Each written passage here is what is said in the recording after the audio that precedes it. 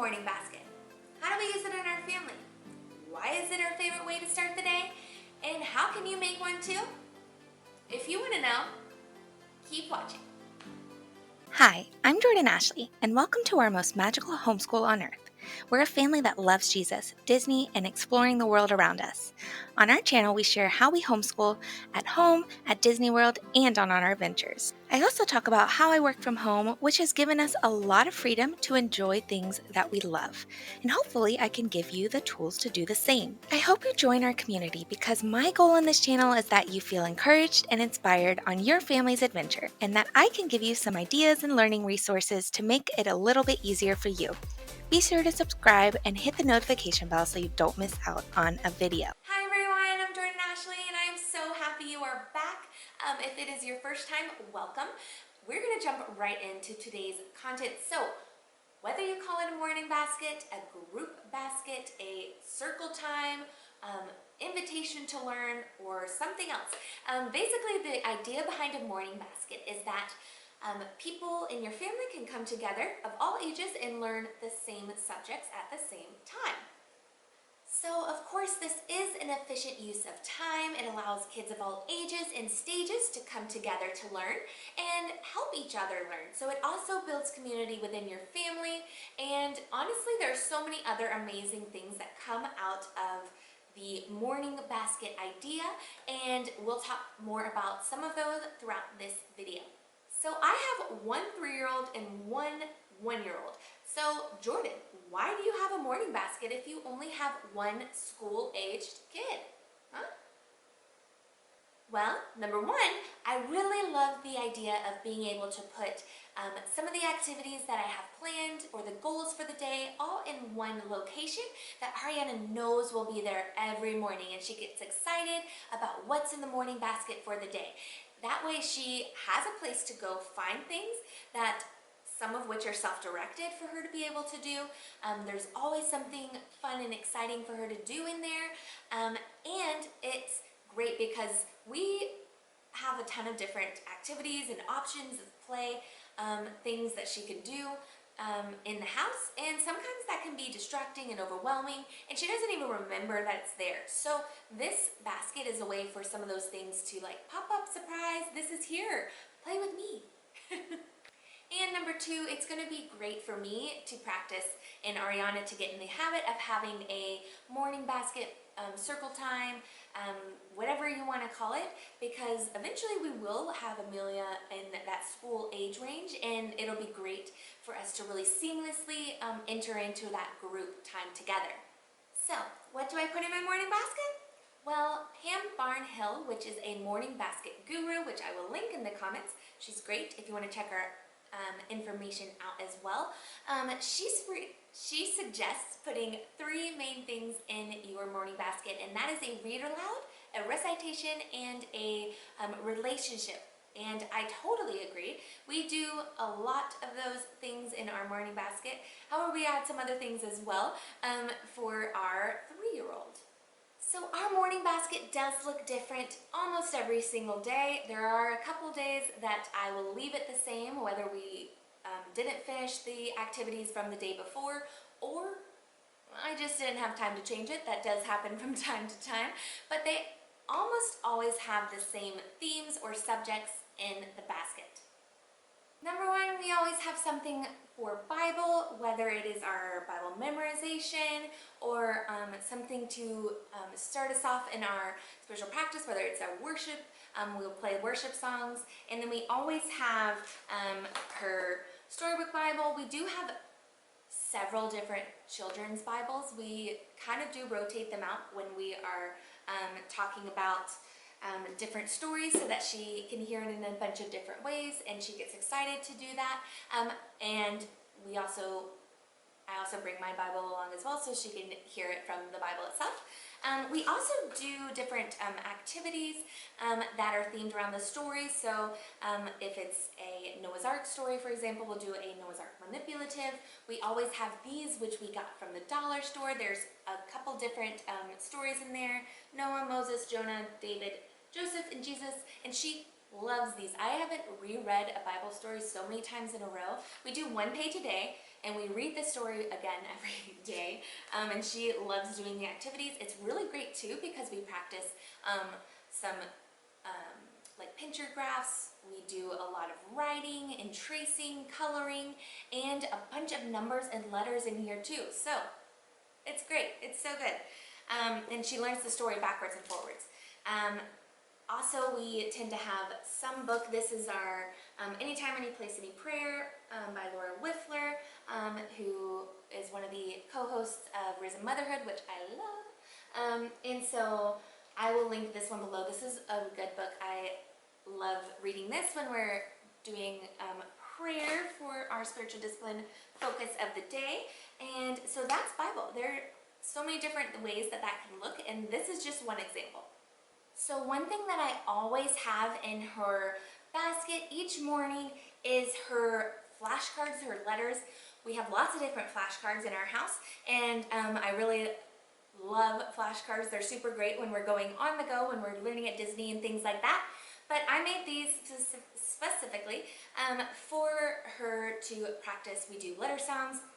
We just like every single letter. I do have different Disney characters because we love Disney, and that way she can associate the sounds.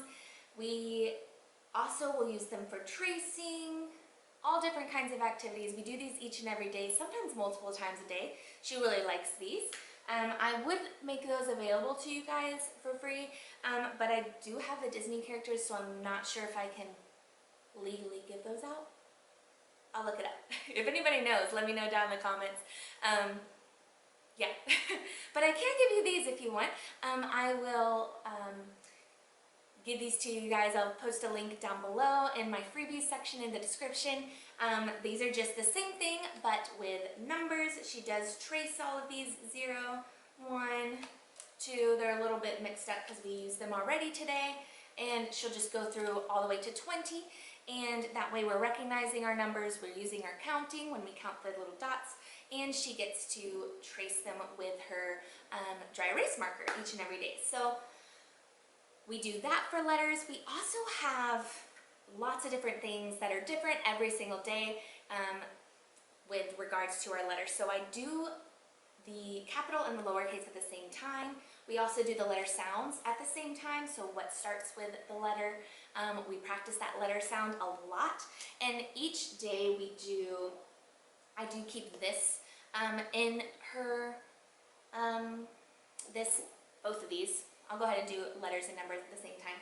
But I'll keep her Play-Doh mats, which I can make available to you guys for free as well. I use these for tracing. There's some ways for her to trace down below. She will use these Play-Doh mats to roll out her Play-Doh and mush it to match the shape. So it's pre-writing skills. It's recognizing the numbers and the letters, capital and lowercase, of course. And it's great practice for her throughout the day. We also will use those when we're using like food manipulatives to keep it clean. And again, I'll post that in the description bar below if you're interested. We do a lot of other activities when it comes to letters as well. I'll always have a book from the library that goes along with the letter. We get tons of books from our local library, and we love being able to use that as a resource, free resource, to encourage learning. And I tried to get a variety of different books. This one's been really great. She loved doing this. At the end of the week, she was able to identify what started with a letter B. It was really fun to see that. It's really fun to see them grow and learn. We have lots of other books as well that I'll put in there. Each and every day it's different. There's tons of them. Beauty and the Beast. This is From Trash to Treasure. It's another book that just encourages letting the reduce, reuse, recycle. And we also have a different workbook that we take from her preschool curriculum workbooks. She likes doing different letters. She'll do tracing, and she'll do an activity, and she'll do letter recognition, searching for the letters. Now we also have those activities for our numbers. We have a lot of number workbooks as well, and I just got most of those from the Dollar Tree or the Target Dollar Spot, and those have been super helpful when I am not feeling super creative in that moment. So another thing that we almost always have in the basket is a read aloud book that I will read to her while she's doing another one of her activities, whether it's coloring or doing her Play-Doh mats or something like that. I can read her a book, or I can actually use one of our unit study books. So I have unit study books that are good for teaching the alphabet, or they're farm themed books about numbers or counting or something like that. But there's also ones that are more in-depth studies that I put in there as well, because I just want to have the option if she wants to dive deeper into a topic.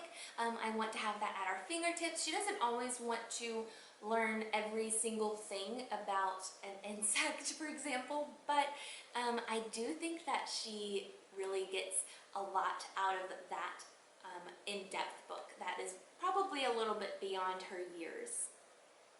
So some of the other things that I like to include are some kind of active invitation in the morning to do something to get your body going. So we got these at the Target Dollar Spot, and they're really amazing. It's just a one of those mats that you can put on the floor. It's a puzzle mat, but we use them for the yoga poses that are on the front. So she likes doing those. We pick a few of the different options each morning, and then we do one of her sets of flashcards. This is another thing that we like to do. It's one activity that might take a little bit more time, uses fine motor skills. The active gross motor skills were taken care of with the yoga. This is for those fine motor skills. She does some lacing, different activities that take a little bit more time that she can do, again, while I am cooking dinner or doing something in the kitchen, or wherever it is that I might be that I have to do an activity that she is not quite ready to do with me yet. So honestly, you guys, there is no wrong way to do this that I know of. It's really just up to you and your family and how it works best for you. Take what your kid likes, take what they enjoy, how they learn best, what your goals are for the day. Maybe put the things in there that you really want to ensure gets done, especially at that younger age level. I found that really helpful for us and really exciting for Ari, and she really loves it. So it's really whatever works for you. Roll with it. So I really love doing the activities in the morning, having it ready for the kids, or in my case, for just the one kid. My baby is not quite ready for this yet. She gets other things, but I like having it ready the night before. It really doesn't take much time. I just walk over to my, I take it from the table and I walk to our preschool school space where I store and organize most of our stuff. Check out my homeschool room space tour video that I can link down below if you're interested in seeing more about how I do that. But I just take it over here and I fill it with things that I want to that day. It takes no time at all, maybe 5 minutes the night before, and that way it's ready for the rest of the day. And sometimes, like I said, I do not change out most of the things every day. Sometimes I don't change it at all. The next day she'll still play with it. She still finds it fun and exciting. As long as it doesn't stay that way forever, I think it's still going to be useful. So typically how our morning goes is she will wake up, and when she is ready, she will come to the table and start looking in her morning basket. She'll see what she wants to do first that day. She gets to do whatever she wants, whatever seems most exciting to her in the morning, while I make food for her and her little sister. And then once breakfast is ready, we will all eat together, and I try to go through like the Bible activities, the Bible story, the read alouds while they're eating. That is helpful for us. So typically she will choose something that is fun and exciting for her, something she already knows how to do in the morning, and then when it's time for sister to take a nap, she will then get to do some of the more guided activities, ones that I am doing with her more hands-on, and we'll do those learning activities together. So we do not do every activity every day. We don't do it in one sitting, and that is 100% okay with me. At this age, it is meant to be fun and exciting for both the parents and the kids. It's not meant to be stressful. I want to continue to have lots of love and passion for this homeschool experience. So stress is not my goal here. So we do what we can, we do what we love, and we do what's fun. And it's homeschooling and maybe even unschooling at its finest. We do not particularly identify with one learning theory, one learning style more than another. We do have a lot of Charlotte Mason, I guess, incorporated in because we do a lot of reading and we do a lot of nature activities. But if you don't know what I'm talking about and you want to learn more about the different learning styles, different learning theorists out there, I am happy to share a video on that. If you are interested, I can share what I learned, what I researched. Just let me know down in the comments below. So what about you? What works for your family? What's in your morning basket? Do you have one? Or maybe did this video inspire you to create one? Let me know down in the comments. Let's continue to inspire and encourage each other. I want this to be a community that is full of fun and is actually beneficial to everyone involved. So if this is the type of content that you are interested in, please be sure to subscribe and hit that like button if you got something beneficial from this video. I do tend to post a good bit on here, usually every week, and I do have a couple other locations where you can follow us on social media if you would like to stay more up to date with our journey, how we homeschool at Disney and beyond. You can check those out in the links in the description. And I hope that you have a wonderful day and a wonderful week with your kiddos. I hope that you join our community, and I will see you real soon.